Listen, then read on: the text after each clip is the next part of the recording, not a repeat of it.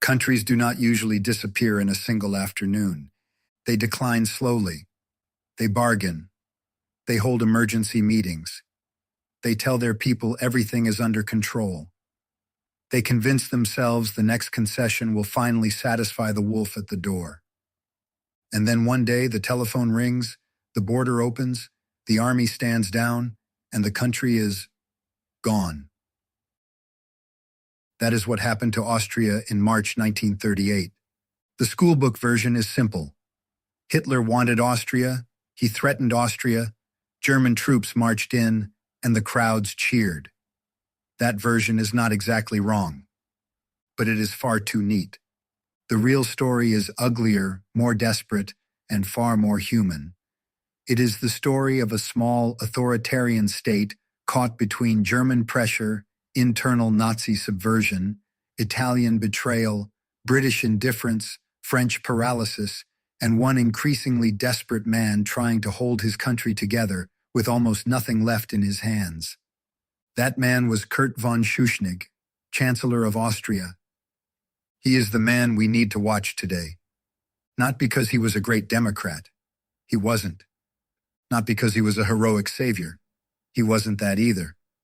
But because for a few frantic days in March 1938, the fate of an entire nation rested on a man who had almost no good options left, and who still tried one last desperate gamble.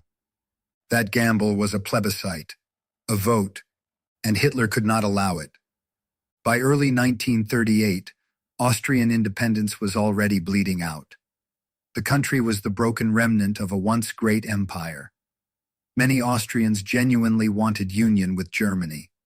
The victorious Allies had forbidden it after the First World War, and Hitler never accepted that prohibition. In his mind, Austria was not a foreign country. It was a piece of Germany wrongly cut away. I've seen this before. Dangerous men become especially dangerous when they believe their aggression is actually restoration. In February 1938, Hitler summoned Schuschnigg to Berchtesgaden, his mountain retreat. It was not a normal diplomatic meeting. It was pure theater designed to intimidate. Hitler raged, threatened, and presented demands that would effectively gut Austrian independence from the inside.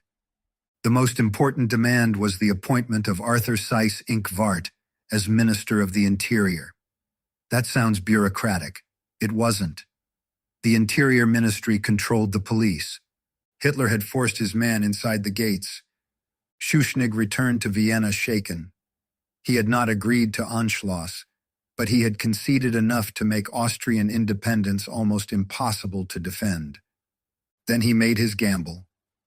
On March 9th, he suddenly announced that Austria would hold a vote on March 13th, asking Austrians whether they supported a free and German, independent and social, Christian and united Austria. It was clever. It was also desperate. Hitler was furious. A real vote threatened to expose the one possibility he could not tolerate, that many Austrians might actually want to remain independent. The Nazi myth required inevitability. It required the image of one German people joyfully rushing into Hitler's arms. So the pressure became overwhelming. On March 11th, ultimatum followed ultimatum. Cancel the plebiscite. Resign. Appoint Seyss-Inquart Chancellor. German troops were already preparing to move. Austrian Nazis were mobilizing in the streets. That evening, Schuschnigg went on the radio. His voice was tired, defeated. He announced that the German government had issued an ultimatum. Austria was yielding to force. He ordered the Austrian army not to resist because he did not want German blood shed by German hands. Then he closed with the words, God protect Austria. It was not the speech of a man commanding history. It was not the speech of a man commanding history. It was the speech of a man watching his country slip away. On March 12, 1938, German troops crossed the border. There was no serious resistance. There were mechanical breakdowns, traffic jams, and confusion. The supposedly flawless German war machine was still learning how to move, but none of that mattered. No one opposed them. In many places, the troops were greeted with flowers, cheers, and tears.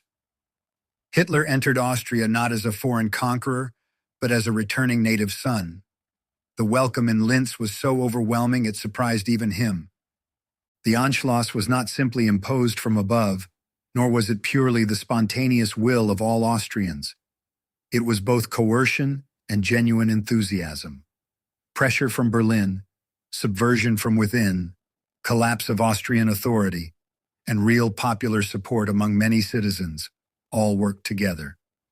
History is rarely kind enough to give us only victims and villains in separate rooms. There were Austrian victims. There were Austrian perpetrators. There were Austrians who were horrified. And there were Austrians who cheered. And there were Austrian Jews who understood almost immediately what the cheering meant. Within hours, the humiliations began. Jews forced to scrub sidewalks, beaten in the streets, robbed, dismissed from jobs, subjected to public degradation. Vienna, with its rich Jewish cultural life, became an early testing ground for radical persecution. On March 13th, Austria formally ceased to exist as an independent state. It became the Ostmark, a province of the Reich. A name can be an occupation too. Class, this is the part worth remembering. Austria disappeared not only because Hitler wanted it. It disappeared because every barrier failed at once. The internal barrier failed. Austrian Nazism had eaten away at the state from within. The diplomatic barrier failed. Italy had abandoned Austria. Britain hoped to avoid war. France did nothing.